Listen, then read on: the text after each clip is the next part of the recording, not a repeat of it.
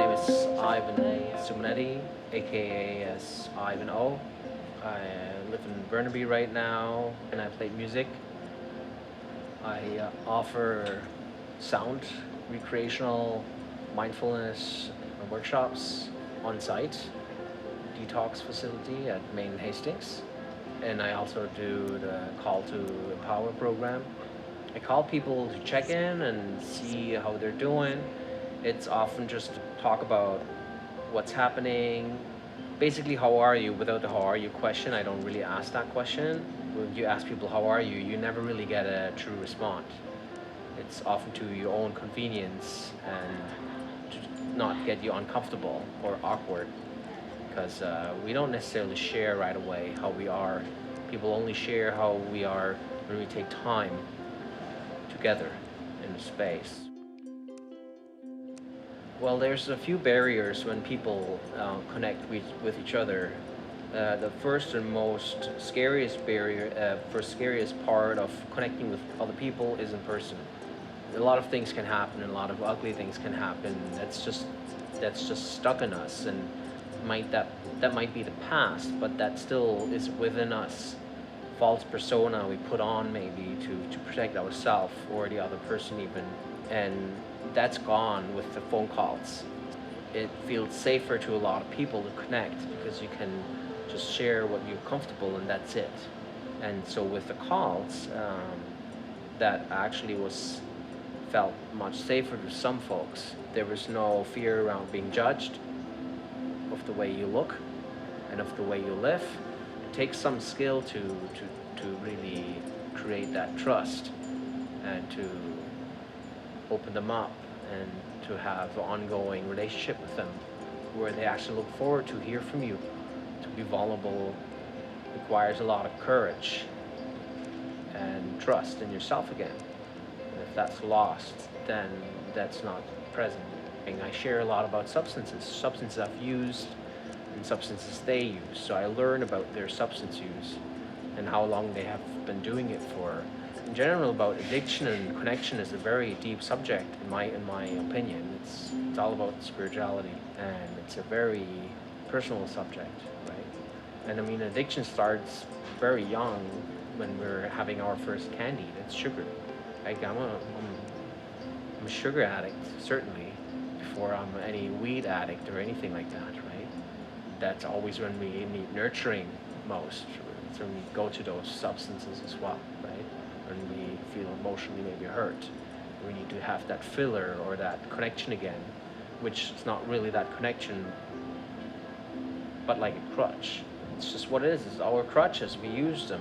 We're encouraged to use them. We're encouraged to watch Netflix all day long. We're encouraged to be on social media. We're encouraged to eat more and drink more and get it that way instead of maybe having a real connection outside in nature. My first thought would be to connect through play, to use the arts or any activity. That way you create a connection to yourself, not through me. When you ask people, do you play this or play that or etc., they say, oh yeah, but I'm not good at it.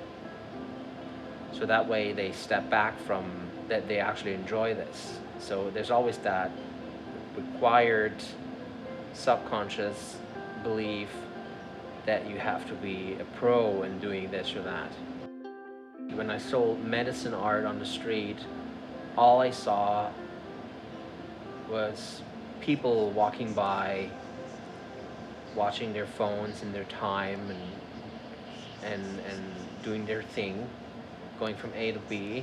In the Downtown Eastside, not necessarily people hang out. They live in the moment in a way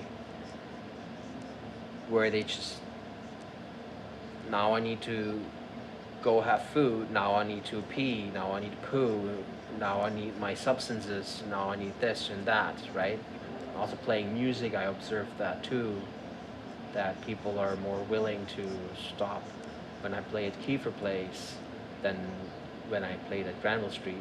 It was often just a gesture of, oh, there's someone playing here, it sounds great, I like it. Whenever I played closer to Downtown Eastside, there was more willingness to to have a chat or sit down or talk about your art you display and you're trying to sell. I love my work at on site. I like to go there every Sunday and do my ritual, my gratitude sound bath. It means a lot to me to do that. There's a lot of kindness and there is a connected community down there. When people walk around and look for something, they just give it away. So often people walk by and when I play at Kiefer Place, let's say, or Main and Terminal, people offer me their drinks or their food and that is very kind. And that happens around those people. I find as less people have, as more generous they are with what they have. That is very touching and very great about those folks down there. And you won't see the bigger picture if you judge people for the way they look, smell, walk. If you judge them, you won't see who they really are. You won't see the good parts. When we judge, we put a lens on, and everything flies by.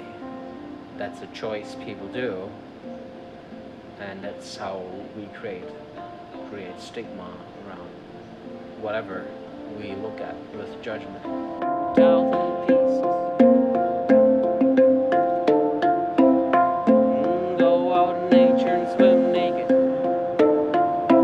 Be in nature, reconnect.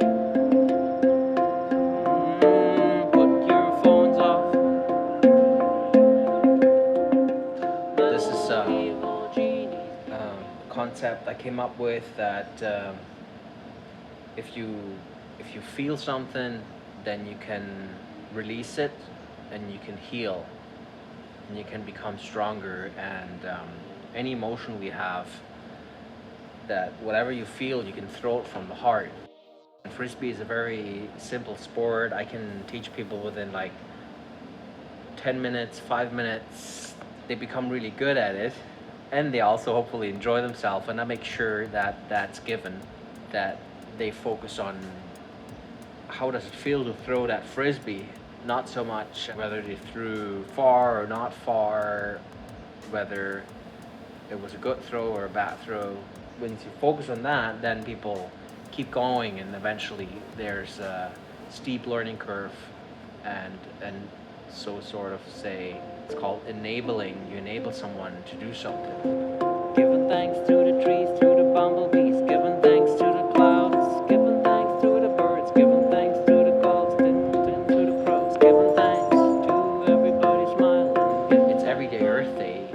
We need the planet and we need resources every day.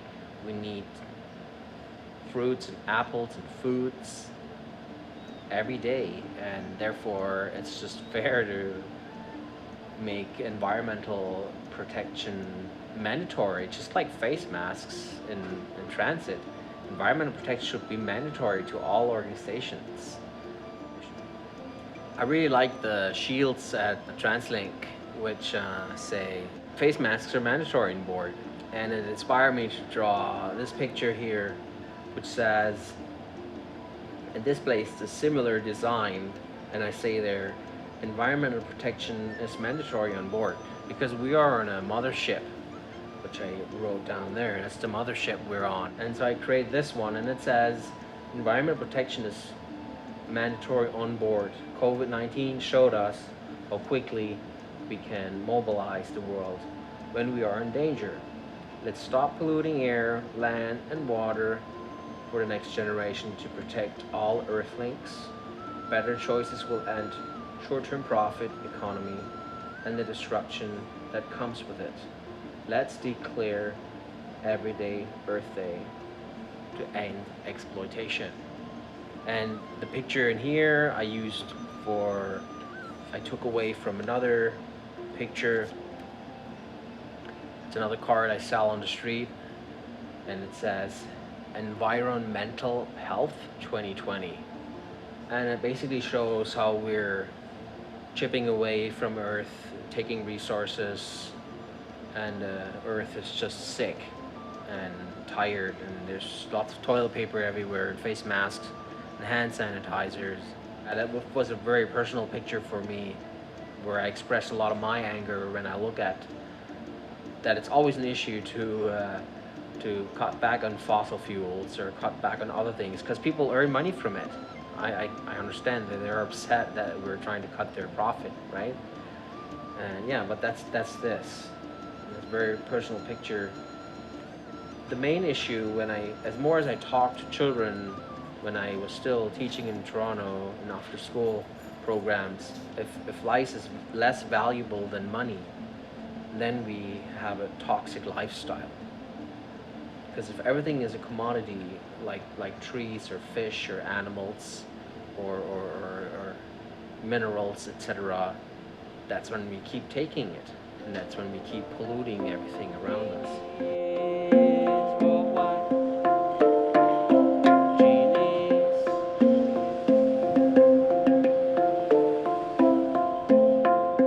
Play every day, play every day. Connection is a scary thing because through connections we sometimes get hurt by people who say they love us.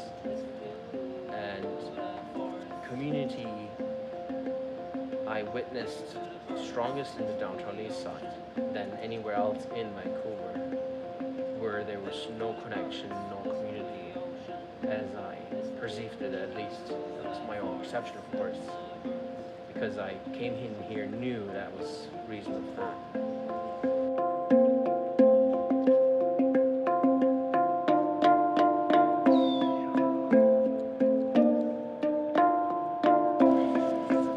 Only community I've really seen in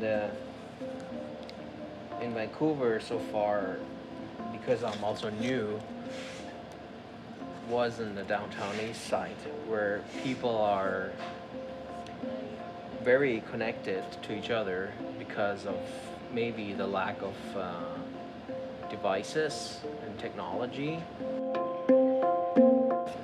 It's funny though, because when you look at the word addiction and connection, it's in itself is a similar word. And because of that lack of technology, there is that connection they have to each other. Like that they can just stop and ask for a smoke or ask for whatever their needs are. You can just turn to each other. So I drew a plug-in, right? And connection can be scary. It's a scary thing to connect. We often get hurt from connections we had in the early childhood. Maybe it was the parents, maybe the uncle, maybe the brother, etc., etc. So connections are a scary thing, and social media gives an alternative there, where there is it's a safer way, in a way, to connect, right? With also a downside. And yeah, that's what I did about that.